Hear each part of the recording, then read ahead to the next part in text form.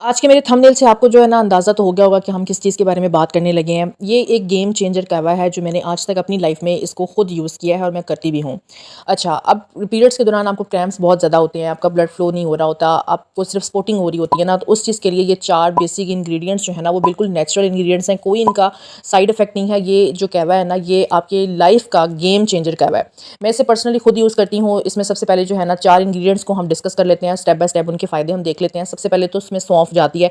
1 cup पानी लेना है आपने और उसको इतना पकाना है ना चारों इंग्रीडिएंट्स को डाल के कि वो हाफ कप रह जाए।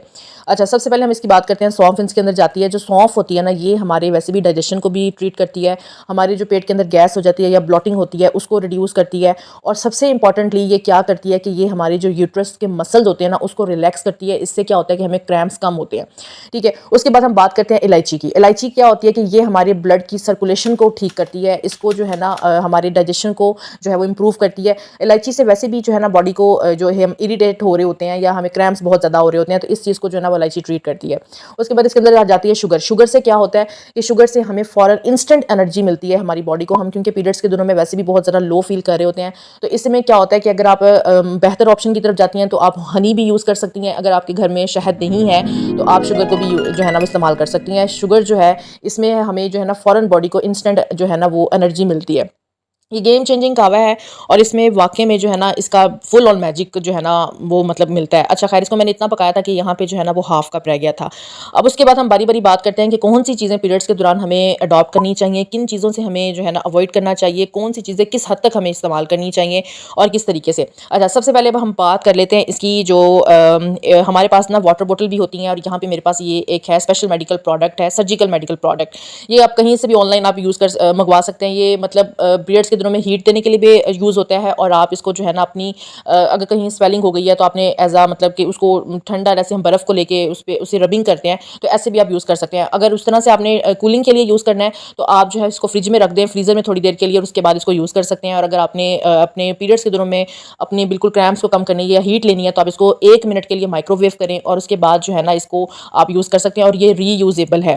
ये कहीं से भी आपको मिल जाएगा, टीमू से ऑर्डर कर लें या दराज से ऑर्डर कर लें, और ये आपके बैग में ऑल टाइम जो है ना वो लाजमी होना चाहिए। ट्रैवलिंग में भी आप लेके जा सकती हैं, और वैसे भी आपके घर में जो है ना वो अवेलेबल होना चाहिए। कुछ water bottles, warm water bottles जो होती हैं वो भी जो है वो यूज़ कर लेती हैं लड़कियां, और कुछ जो है ना आप इसको मतलब कि ये भी यूज़ कर सकते हैं। इसके अंदर एक जेल होती है, वो जो जेल होती है ना अगर आप फ्रीज़र में रखोगे तो वो ठंडी हो जाएगी, माइक्रोवेव में रखोगे तो वो जो है वो गर्म हो जाएगी।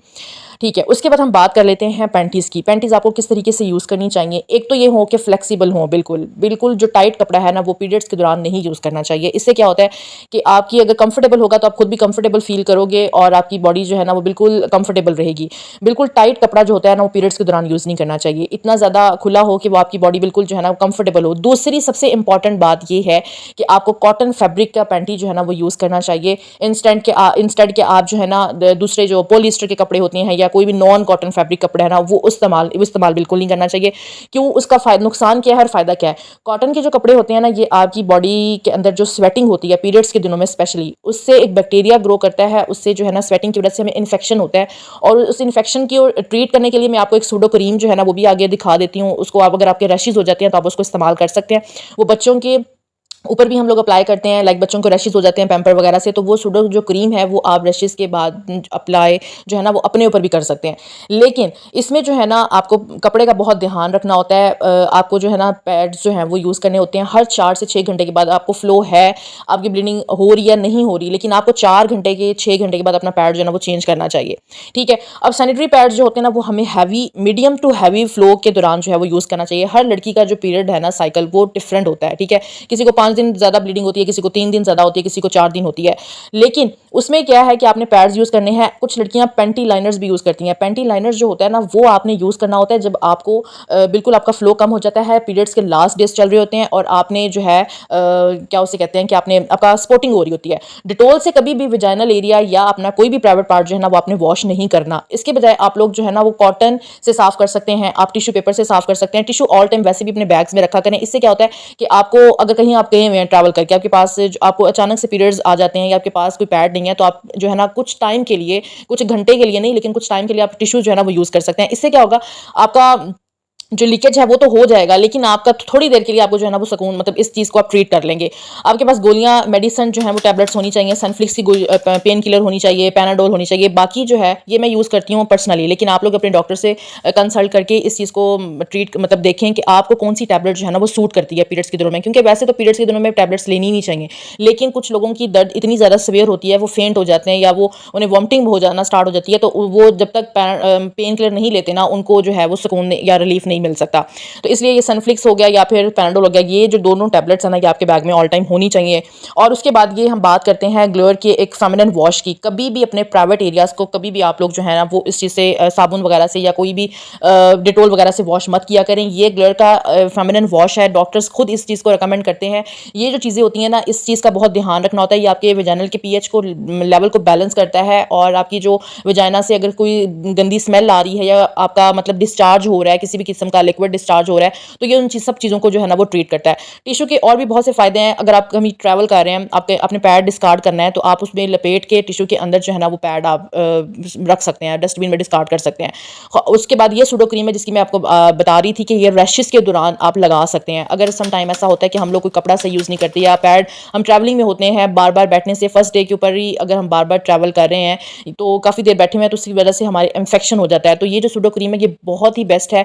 ये बच्चों के रैशेस के लिए भी यूज़ होती है, क्योंकि उनको पैम्पर लगाने की वजह से गर्मियों में स्वेटिंग होती है और उनको रशेज़ हो जाते हैं, तो ये उस चीज़ को जो है ना वो ट्रीट करती है। तो इसमें जो है ना आप अपने पास वाइप्स, अपना टिश्यू और जो भी इस तरह की जो छोटी मोटी चीज़ें ना, इनको अपने बैग्स में लाजमी रखा करें। कुछ लड़कियां मैंने देखी हैं, अस्तगफिरुल्लाह, इतनी जाहिलों की तरह वो ट्रीट करती हैं ना, कि मतलब गैर मर्दों की जो नज़रें हैं वो पैड्स पे पड़ी होती हैं। अगर हॉस्टल में है तो वॉशरूम्स में उन्होंने पैड्स वैसे ही फेंके होते हैं। तो इस चीज़ का काफ़ी ध्यान रखा करें काइंडली। इस चीज़ को जो है ना, ये इस्लाम में वैसे भी गुनाह है, नाबहरम की नज़र आपके इन चीज़ों पर पड़ती है, तो ये सख्त गुनाह है इस चीज़ का। तो इसको आप जो है आप तरीके से एक चीज़ को यूज़ करें, उसके बाद उसको तरीके से जो है वो डिस्कार्ड करें। और उसके बाद जो कॉटन है, ये भी एक अच्छी चीज़ है। पैड्स की जगह आप कॉटन भी यूज़ कर सकते हैं, क्योंकि कॉटन जो है ना वो स्वेटिंग को एब्जॉर्ब करता है, ड्राई रखता है आपकी बॉडी को।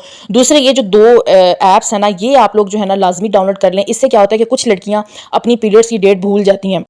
ये जो दोनों ऐप्स हैं ना, क्लू है एक का नाम और एक का नाम आई थिंक फ्लो था, तो वो जो दोनों ऐप्स हैं आप प्ले स्टोर से डाउनलोड कर लें। इससे क्या होगा कि ये आपकी प्रिडिक्शन जो है ना वो बता देती हैं कि आपकी पीरियड्स की डेट जो है वो नज़दीक है। तो इससे क्या होता है कि आपका लीकेज नहीं होगा, इन्फेक्शन नहीं होगा, आपके कपड़े ख़राब नहीं होंगे। तो ये सारी चीज़ें, इसका बहुत ध्यान रखना पड़ता है, इसलिए काइंडली